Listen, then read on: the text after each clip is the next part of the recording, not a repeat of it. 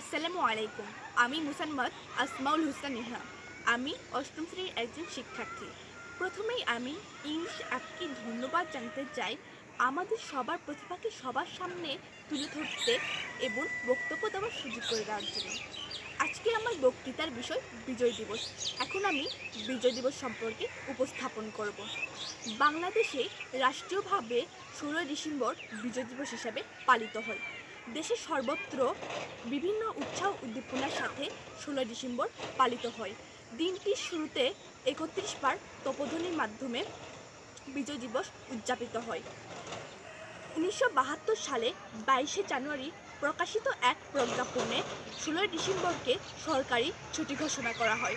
দীর্ঘ 9 মাস যুদ্ধের পর 1971 সালে 16 ডিসেম্বর পাকিস্তানি বাহিনীর প্রায় 91,634 জন সদস্য ঢাকা সোহরাওয়ার্দী উদ্যানে বাংলাদেশ এবং ভারতের সমন্বয়ে গঠিত যৌথ বাহিনীর কাছে আত্মসমর্পণ করে। ফলে পৃথিবীর বুকে বাংলাদেশ নামে একটি স্বাধীন রাষ্ট্রের অভ্যুদয় ঘটে।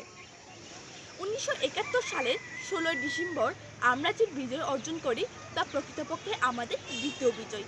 1947 সালে আগস্ট মাসে ব্রিটিশ সাম্রাজ্যবাদের পরাধীনতার শৃঙ্খল ভেঙে ভারত স্বাধীনতা লাভ করে অর্জিত হয় বিজয়। ভারতের স্বাধীনতার পর ভারতকে দুটি অংশে ভাগ করা হয়, একটি পূর্ব পাকিস্তান, অপরটি ভারত।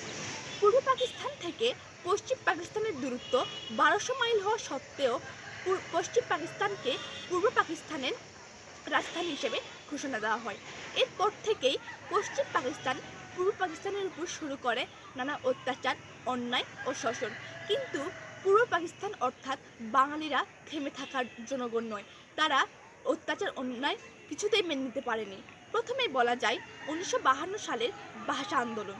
1952 সালে পাকিস্তান সরকার উর্দুকে একমাত্র রাষ্ট্রভাষা হিসেবে ঘোষণা করে, কিন্তু বাঙালির দামাল সন্তানরা কিছুতেই তা মেনে নেয়নি। তারা বাংলা ভাষা রাষ্ট্র করার দাবিতে আন্দোলন ও মিছিল শুরু করে। মিছিলে পাকিস্তানি সরকারের মিলিটারি সদস্যরা আন্দোলনকারীদের উপর গুলিবর্ষণ করে। গুলিতে অনেকেই শহীদ হয়। শহীদদের প্রাণের বিনিময়ে, তাদের রক্তের বিনিময়ে অর্জিত হয় আমাদের ভাষা। তারা আমাদের মাতৃভাষা বাংলা কিছুতেই কেড়ে নিতে পারেনি। এরপর 1966 সালের 6 দফা আন্দোলন। আমাদের জাতির নেতা বঙ্গবন্ধু শেখ মুজিবুর রহমান 6 দফা দাবি পেশ করেন। 1969 সালে চলে গণঅভ্যুত্থান। 1970 সালে সাধারণ নির্বাচনে আওয়ামী লীগ সংখ্যাগরিষ্ঠ ভোটে বিজয়ী হলেও পাকিস্তান সরকার কিছুতেই ক্ষমতা হস্তান্তর করেননি। 1971 সালে 25শে মার্চ রাতে বাঙালির উপর গণহত্যা চালায় পাকিস্তানরা। গণহত্যাতে নারী, পুরুষ, শিশুসহ আনসার, বিডিআর, পুলিশ অনেকেই নিহত হয়। এছাড়াও ঢাকা বিশ্ববিদ্যালয়ের বিভিন্ন হলগুলোতে সে রাতে চালানো হয় গণহত্যা। ঢাকার বিশ্ববিদ্যালয়ের আশেপাশের বস্তিতে লাগিয়ে দেওয়া হয় আগুন। এরপর 26শে মার্চ প্রথম প্রহরে বঙ্গবন্ধু শেখ মুজিবুর রহমান স্বাধীনতার ঘোষণা দেয়। তারপর পরই বঙ্গবন্ধুকে গ্রেফতার করা হয়। স্বাধীনতার মন্ত্রে উজ্জীবিত হয়ে অনুপ্রেরিত হয়ে বাঙালি জাতির সর্বস্তরের জনগণ মুক্তিযুদ্ধে ঝাঁপিয়ে পড়ে। এই ঝাঁপিয়ে পড়ার উদ্দেশ্য একটি, সেটি হলো বিজয়। বাঙালি জাতি জানত পাকিস্তানিদের কাছে ছিল দামি অস্ত্র, কিন্তু বাঙালির কাছে সেরকম কোনো অস্ত্র ছিল না। তারপরেও বাঙালিরা মনের বলে বিজয় অর্জিত হওয়ার লক্ষ্যে তারা যুদ্ধে ঝাঁপিয়ে পড়ে এবং তারা উদ্দেশ্যে সফল হয়। তারা বিজয় অর্জিত করে। 30 লক্ষ প্রাণের বিনিময়ে অর্জিত হয় বাংলার স্বাধীনতা। বিজয় তাৎপর্য বাঙালি জাতীয় জীবনে অনেক। শুধু বিজয় তাৎপর্য স্বাধীন ভূখণ্ড এবং পতাকার মধ্যে সীমাবদ্ধ নয়।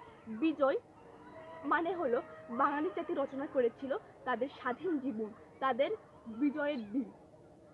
এরপর বাঙালি জাতি পেয়েছিল 4টি জাতীয় মূলনীতি: গণতন্ত্র, সমাজতন্ত্র, জাতীয়তাবাদ ও ধর্মনিরপেক্ষতা। ভিয়েতনামের পর মুক্তিযুদ্ধের গৌরবজ্জ্বল অধ্যায় শুরু করেছিল বাংলাদেশ।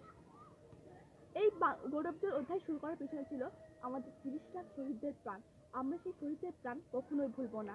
আমরা তাদের উদ্দেশ্যে স্মরণ করে প্রতি বছর বিজয় দিবস পালন করি। এই বিজয় দিবস আমাদের কাছে যেমন আনন্দের বিষয়, তেমনি বেদনার বিষয়।